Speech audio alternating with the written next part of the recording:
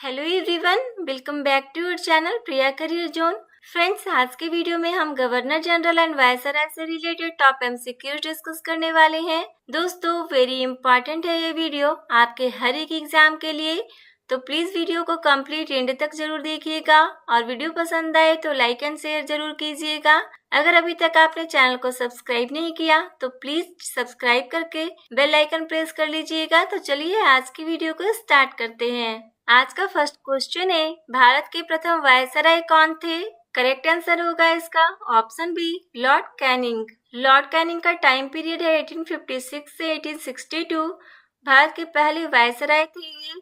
Viceroy Bharat की रियासतों के लिए ब्रिटिश क्राउन प्रतिनिधि थे। लॉर्ड कैनिंग भारत सरकार अधिनियम 1858 के माध्यम से भारत के पहले वायसराय और गवर्नर जनरल बने। भारत के प्रथम गवर्नर जनरल कौन थे? करेक्ट आंसर हो जाएगा option D, Lord William Bentinck. Bharat के पहले governor general Lord William Bentinck थे। यह पद मुख्य रूप से प्रशासनिक उद्देश्यों के लिए था और इसे ईस्ट इंडिया कंपनी के कोर्ट ऑफ डायरेक्टर्स को रिपोर्ट करना था। स्वतंत्रता प्राप्ति के समय भारत के वायसराय कौन थे? राइट आंसर होगा ऑप्शन बी, लॉर्ड माउंटबेटन। 15 अगस्त 1947 को स्वतंत्रता से पहले लॉर्ड माउंटबेटन ब्रिटिश भारत के अंतिम वायसराय थे और माउंटबेटन स्वतंत्र भारत के पहले गवर्नर जनरल बने। किस वायसराय के कार्यकाल में दिल्ली को भारत की राजधानी बनाया गया था? करेक्ट आंसर हो जाएगा option C, Lord Hardinge. Lord Hardinge का टाइम पीरियड है 1910 से 1916 और उनके शासनकाल में ब्रिटिश भारत की राजधानी को 1911 में कलकत्ता से दिल्ली स्थानांतरित कर दिया गया। 1912 में राजधानी का वास्तविक स्थानांतरण हो गया। बंगाल विभाजन के समय भारत के वायसराय कौन थे? करेक्ट आंसर हो जाएगा इसका option C, Lord Curzon. Lord Curzon का टाइम पीरियड होगा 1899 से 1905। लॉर्ड कर्जन ब्रिटिश वायसराय हैं जिन्होंने बंगाल का विभाजन किया था। लॉर्ड कर्जन ने 20 जुलाई 1905 को बंगाल के विभाजन की घोषणा की और विभाजन 16 अक्टूबर 1905 को प्रभावी हो गया। साइमन कमीशन किसके कार्यकाल के दौरान भारत आया था? राइट आंसर हो जाएगा इसका option A, Lord Irwin. Lord Irwin का टाइम पीरियड है 1926 से 1931। इसका गठन भारत के गवर्नर जनरल लॉर्ड इरविन के कार्यकाल के दौरान किया गया था। जालियांवाला बाग हत्याकांड के समय भारत के वायसराय कौन थे? करेक्ट आंसर हो जाएगा option A, Lord Chelmsford. Lord Chelmsford का टाइम पीरियड है 1916 से 1921। जालियांवाला बाग नरसंहार 1919 में हुआ था। लॉर्ड चेम्सफोर्ड उस समय ब्रिटिश भारत के वायसराय थे। काकोरी कांड के समय भारत के वायसराय कौन थे? राइट आंसर हो जाएगा इसका option B, Lord Reading. Lord Reading का टाइम पीरियड है 1921 से 1926। लॉर्ड रीडिंग 1925 में काकोरी ट्रेन डकैती के दौरान भारत के वायसराय थे। भारत में रेलवे का जनक किसे कहा जाता है? करेक्ट आंसर हो जाएगा option D, Lord Dalhousie. British governor general Lord Dalhousie को भारतीय रेलवे का जनक माना जाता है। इस उद्देश्य को पूरा करने के लिए उन्होंने 1853 में अपने प्रसिद्ध रेलवे के जरिए ब्रिटिश सरकार को भारत में रेल शुरू करने के लिए राजी किया था। नेक्स्ट क्वेश्चन है, 1857 की क्रांति के समय भारत का गवर्नर जनरल कौन था? करेक्ट आंसर है इसका option C, Lord Canning.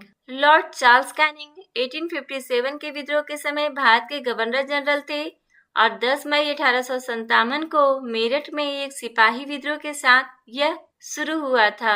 Gandhi ji का सहयोग आंदोलन किस वायसराय के समय शुरू हुआ था? करेक्ट आंसर होगा इसका option B, Lord Chelmsford. Gandhi ji ने 1920 में सहयोग आंदोलन चलाया। लॉर्ड चेम्सफोर्ड ने 1916 से 1921 तक भारत के वायसराय के रूप में कार्य किया। भारतीय पुरातत्व विभाग की स्थापना किस वायसराय ने की? राइट आंसर होगा option D, Lord Curzon. Lord Curzon के समय में प्राचीन स्मारक संरक्षण अधिनियम 1904 में पारित किया गया था। इसी अधिनियम के तहत पुरातत्व विभाग की स्थापना की गई। इलाहाबाद में सिविल सेवा परीक्षा की शुरुआत किस वायसराय के कार्यकाल में हुआ था? करेक्ट आंसर होगा इसका option C, Lord Cornwallis. Lord Cornwallis को भारतीय सिविल सेवा के जनक के रूप में देखा जाता है। ऐसा माना जाता है कि उन्होंने ही भारत में सिविल सेवाओं में सुधार और आधुनिकीकरण किया था। इलाहाबाद में 1922 में सिविल सेवा परीक्षा की शुरुआत की गई थी। बंगाल का टाइगर किसे कहा जाता है? राइट आंसर होगा option D, Lord Wellesley. Lord Wellesley का टाइम पीरियड है 1798 से 1803। लॉर्ड वेलेस्ली को बंगाल का टाइगर कहा जाता है। उन्होंने सहायक गठबंधन की प्रणाली की शुरुआत की। उनके कार्यकाल के दौरान मद्रास प्रेसिडेंसी का गठन किया गया था और उन्होंने 1800 ईस्वी में कलकत्ता में फोर्ट विलियम कॉलेज की स्थापना की। कलकत्ता में विक्टोरिया मेमोरियल हॉल का निर्माण किस वायसराय के कार्यकाल में हुआ था? राइट आंसर होगा इसका option B, Lord Curzon. Victoria Memorial Hall 1906 और 1921 के बीच में बनाया गया था और ये कोलकाता, पश्चिम बंगाल में स्थित है। इसकी परिकल्पना तत्कालीन वायसराय जॉर्ज कर्जन ने की थी। इसे महारानी विक्टोरिया के भारत में 25 साल के शासन के उपलक्ष्य में बनाया गया था। मुस्लिम लीग की स्थापना के समय भारत के वायसराय कौन थे? करेक्ट आंसर होगा ऑप्शन ए, लॉर्ड मिंटो द्वितीय। भारतीय परिषद अधिनियम 1909 ब्रिटिश संसद का एक अधिनियम था जिसने विधान परिषदों में कुछ सुधार पेश किए और ब्रिटिश भारत के शासन में भारतीयों की भागीदारी को बढ़ाया। भारत के राज सचिव जॉन मॉर्ले और भारत के वायसराय मिंटो के बाद इसे आमतौर पर मार्ली मिंटो सुधार कहा जाता था। कांग्रेस का सूरत अधिवेशन जिसमें कांग्रेस का विभाजन हुआ था उस समय भारत के वायसराय कौन थे?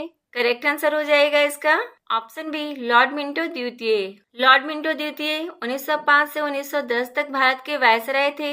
1907 के सूरत सत्र को लोकप्रिय रूप से सूरत विभाजन के रूप में जाना जाता था क्योंकि कांग्रेस दो समूहों में विभाजित हो गई थी, यानी गर्म दल और नरम दल में।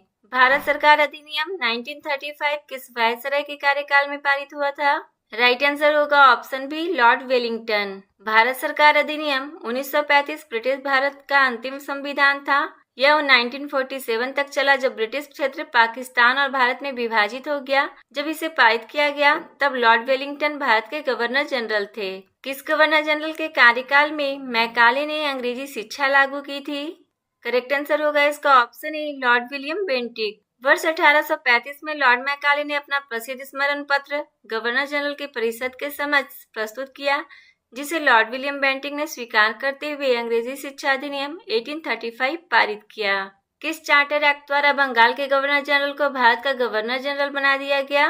करेक्ट आंसर होगा ऑप्शन बी, 1833 ईस्वी की चार्टर एक्ट के द्वारा। चार्टर एक्ट 1833 द्वारा बंगाल के गवर्नर जनरल का पद नाम पुनः बदलकर भारत का गवर्नर जनरल कर दिया गया और भारत के पहले governor general Lord William Bentinck थे। प्रेस की मुक्तिदाता किसे कहा जाता है? करेक्ट आंसर होगा ऑप्शन सी, मिटकाफ को। लॉर्ड मिटकाफ 1835 से 1836 में भारत के गवर्नर जनरल थे। प्रेस के प्रति उनकी उदार नीति के कारण लॉर्ड मिटकाफ को भारतीय लॉर्ड प्रेस की मुक्तिदाता के रूप में जाना जाता है। किस गवर्नर जनरल के समय अदालत की भाषा फारसी के बदले देसी कर दी गई? करेक्ट आंसर होगा option B, Lord William Bentinck. Lord William Bentinck ने निचली अदालत में अदालत की कार्यवाही के लिए फारसी और एक स्थानीय भाषा बनाई और सर्वोच्च न्यायालय की कार्यवाही के लिए अंग्रेजी भाषा को आधिकारिक भाषा बना दिया गया। हड़प नीति या चूक का सिद्धांत के अंतर्गत राज्यों के अंग्रेजी शासन में विलय का सही क्रम क्या है? करेक्ट आंसर हो जाएगा ऑप्शन सी, सतारा, जैतपुर, उदयपुर और झांसी। इसे व्यक्तिगत का सिद्धांत या हड़प नीति या चूक की नीति कहते हैं। पैतृक वारिस के न होने की स्थिति में सर्वोच्च सत्ता कंपनी के द्वारा अपने अधीनस्थ क्षेत्रों को ब्रिटिश साम्राज्य में मिलाने की नीति व्यक्तिगत का सिद्धांत या हड़प नीति या द डॉक्ट्रिन ऑफ लैप्स कहा जाता है। राज्यों का विलय स्वाभाविक या दत्तक न होने के कारण सतारा, जैतपुर, संभलपुर, बघाट, उदयपुर, झांसी, नागपुर, करौली राज्यों का विलय कर दिया गया। इल्बर्ट बिल का संबंध किस वायसराय से है? करेक्ट आंसर हो जाएगा option D, Lord Ripon. Ilbert bill viceroy Lord Ripon द्वारा प्रस्तावित किया गया था और सर कॉटन पेरेग्रिन इल्बर्ट द्वारा लिखा गया था। सत्र न्यायालय में यूरोपीय विषयों को भारतीय न्यायाधीशों के अधिकार क्षेत्र में लाने के लिए कहा गया। भारत में सहायक संधि का जनक कौन है? करेक्ट आंसर हो जाएगा ऑप्शन ए, लॉर्ड वेलेस्ली। सहायक संधि मूल रूप से ब्रिटिश ईस्ट इंडिया कंपनी और भारतीय रियासतों के बीच की एक संधि थी जिसके आधार पर भारतीय राज्यों ने अंग्रेजों के हाथों में अपनी संप्रभुता खो दी थी। इसे 1798 से 1805 तक भारत के गवर्नर जनरल और लॉर्ड वेलेस्ली द्वारा बनाया गया था। निम्नलिखित में से किस राज्य ने सहायक संधि स्वीकार नहीं की थी? करेक्ट आंसर हो जाएगा ऑप्शन ए, इंदौर। यह व्यवस्था सबसे पहले हैदराबाद के शासक निजाम पर लागू की गई थी, लेकिन कई शासकों ने इस व्यवस्था को मानने से इनकार कर दिया। सहायक संधि को इंदौर के होलकर राज्य ने स्वीकार नहीं किया था। कलकत्ता मेडिकल कॉलेज की स्थापना किसने की? सही आंसर होगा option B, Lord William Bentinck. Calcutta medical college Bharat के सबसे पुराने मौजूदा अस्पतालों में से एक है। संस्थान की स्थापना 28 जनवरी 1835 को लॉर्ड विलियम बेंटिक के द्वारा ब्रिटिश राज के दौरान मेडिकल कॉलेज और बंगाल के रूप में की गई थी। सती प्रथा का अंत किसने किया? राइट आंसर होगा option D, Lord William Bentinck. British शासन भारत के पहले governor general Lord William Bentinck ने दिसंबर 1829 में सती प्रथा का प्रतिबंध कर दिया। यह एक प्राचीन हिंदू प्रथा थी जिसमें पति के अंतिम संस्कार के दौरान उसकी विधवा पत्नी भी चिता के साथ साथ आत्मदाह कर लेती थी। महालेखा परीक्षक पद का सृजन किसके समय हुआ? राइट आंसर होगा ऑप्शन डी, लॉर्ड कैनिंग। 1857 के कैनिंग के समय महालेखा परीक्षक पद का सृजन किया गया था, जो स्वतंत्रता के बाद नियंत्रक एवं महालेखा परीक्षक कहलाया। भारत में ठगी का अंत करने का श्रेय किसे जाता है? राइट आंसर होगा option C, Lord William Bentinck. William Bentinck ने ठगी के दमनकारी के संबंध में सुधारों की शुरुआत की। लॉर्ड विलियम बेंटिक ने 1828 से 1833 तक बंगाल के गवर्नर जनरल और 1833 से 1835 तक भारत के गवर्नर जनरल थे। मोपला विद्रोह किस वायसराय के कार्यकाल के दौरान हुआ था? करेक्ट आंसर होगा इसका option A, Lord reading. Moplah विद्रोह 1921 में लॉर्ड रीडिंग के समय हुआ था। मालाबार विद्रोह 20 अगस्त 1921 से 1922 तक केरल के मालाबार क्षेत्र में हुआ था। इसे मोपला नरसंहार, मोपला दंगों और मोपला दंगों के रूप में भी जाना जाता है। यह केरल में मोपला समुदाय के नेतृत्व में एक किसान आंदोलन था और इन लोगों ने जमींदारों और अंग्रेजी हुकूमत पर हमला किया था। प्रथम विश्व युद्ध के प्रारंभ के समय भारत के वायसराय कौन थे? करेक्ट आंसर हो जाएगा ऑप्शन बी, लॉर्ड हार्डिंग। प्रथम विश्व युद्ध के समय लॉर्ड हार्डिंग द्वितीय भारत के गवर्नर जनरल थे। उन्होंने वर्ष 1911 में राजधानी को कलकत्ता से दिल्ली स्थानांतरित कर दिया था। दांडी मार्च किस वायसराय के कार्यकाल के दौरान किया था? राइट आंसर होगा ऑप्शन डी, लॉर्ड इरविन। वर्ष 1930 में गांधी जी के नेतृत्व में अहमदाबाद के साबरमती आश्रम से दांडी तक दांडी मार्च का आयोजन किया गया था। इसे नमक सत्याग्रह या सविनय अवज्ञा आंदोलन के नाम से भी जाना जाता है। सविनय अवज्ञा आंदोलन के शुरुआत के समय लॉर्ड इरविन वायसराय थे। कांग्रेस के लाहौर अधिवेशन में पूर्ण स्वराज का लक्ष्य निर्धारित किया गया था। उस समय भारत के वायसराय कौन थे? राइट आंसर होगा ऑप्शन बी, लॉर्ड इरविन। पूर्ण स्वराज की घोषणा के दौरान लॉर्ड इरविन भारत के वायसराय थे। प्रथम गोलमेज सम्मेलन के समय भारत के वायसराय कौन थे? करेक्ट आंसर होगा ऑप्शन सी, लॉर्ड इरविन। प्रथम गोलमेज सम्मेलन का आयोजन वर्ष 1930 में किया गया था। प्रथम गोलमेज सम्मेलन के दौरान लॉर्ड इरविन भारत के वायसराय थे। रॉलेट एक्ट किस वायसराय के कार्यकाल के दौरान पारित हुआ था? करेक्ट आंसर होगा option D, Lord Chelmsford. Lord Chelmsford ने 1916 से 1921 तक भारत के वायसराय और गवर्नर जनरल के रूप में कार्य किया। चौरी चौरा कांड के समय भारत के वायसराय कौन थे? करेक्ट आंसर हो जाएगा ऑप्शन सी, लॉर्ड रीडिंग। विधवा पुनर्विवाह अधिनियम किसके कार्यकाल में पारित हुआ? करेक्ट आंसर होगा इसका option C, Lord Canning. Hindu विधवा पुनर्विवाह अधिनियम 16 जुलाई 1856 को हिंदू विधवाओं के पुनर्विवाह को वैध बनाता है। हिंदू विधवा पुनर्विवाह अधिनियम लॉर्ड डलहौजी के कार्यकाल के दौरान तैयार किया गया था और यह अधिनियम 1856 में लॉर्ड कैनिंग के द्वारा पारित किया गया था। तृतीय गोलमेज सम्मेलन के समय भारत के वायसराय कौन थे? करेक्ट आंसर हो जाएगा option C, Lord Willingdon. Simon commission की रिपोर्ट पर चर्चा करने के लिए गोलमेज सम्मेलन का आयोजन किया गया था। तीसरे गोलमेज सम्मेलन के दौरान भारत के वायसराय लॉर्ड वेलिंगटन थे। द्वितीय विश्व युद्ध के शुरुआत के समय भारत के वायसराय कौन थे? करेक्ट आंसर होगा ऑप्शन ए, लॉर्ड लिनलिथगो। 1939 में लॉर्ड लिनलिथगो वायसराय थे, जिन्होंने घोषणा की थी कि भारत द्वितीय विश्व युद्ध के दौरान अंग्रेजों के पक्ष में युद्ध में शामिल हो गया। लिनलिथगो 1936 से 1944 तक भारत के वायसराय रहे। क्रिप्स मिशन किस वायसराय के कार्यकाल के दौरान भारत आया था? करेक्ट आंसर होगा इसका ऑप्शन सी, लॉर्ड लिनलिथगो। मार्च 1942 में क्रिप्स मिशन ने भारत का दौरा किया।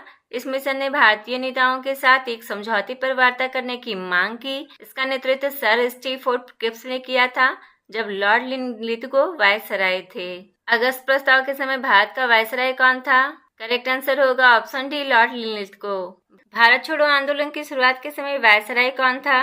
करेक्ट आंसर हो जाएगा इसका option C, Lord Linlithgow.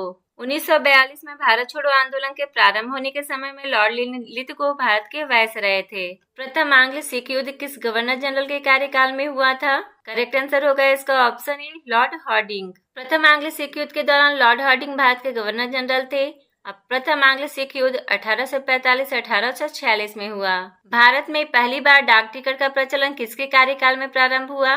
Correct answer होगा इसका option C, Lord Dalhousie. Lord Dalhousie ने 1854 में भारत में डाक टिकटों की शुरुआत की, जिसने भारतीयों को उन वर्षों में पोस्ट कार्ड के माध्यम से संवाद करने का एक नया तरीका दिया।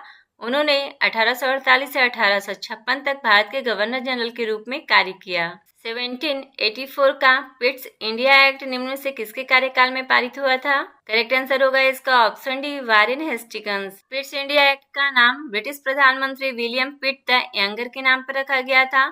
पिट्स इंडिया एक्ट 1784 को ईस्ट इंडिया कंपनी एक्ट 1784 भी कहा जाता है। लॉर्ड मेयो ने 1872 ईस्वी में मेयो कॉलेज की स्थापना भारत के किस जगह पर की थी? करेक्ट आंसर होगा इसका option B, Ajmer. Mayo college Ajmer, Rajasthan, Bharat में केवल लड़कों के लिए एक निजी बोर्डिंग स्कूल है। इसकी स्थापना 1875 में मेयो के द्वारा की गई थी।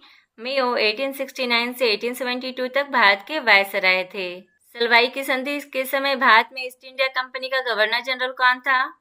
करेक्ट आंसर होगा इसका option C, Lord Warren Hastings. प्रथम आंग्ल मराठा युद्ध के परिणाम को निपटाने के लिए लंबी वार्ता के बाद मराठा साम्राज्य और ब्रिटिश ईस्ट इंडिया कंपनी द्वारा 17 मई 1782 को सलवाई की संधि पर हस्ताक्षर किए गए थे।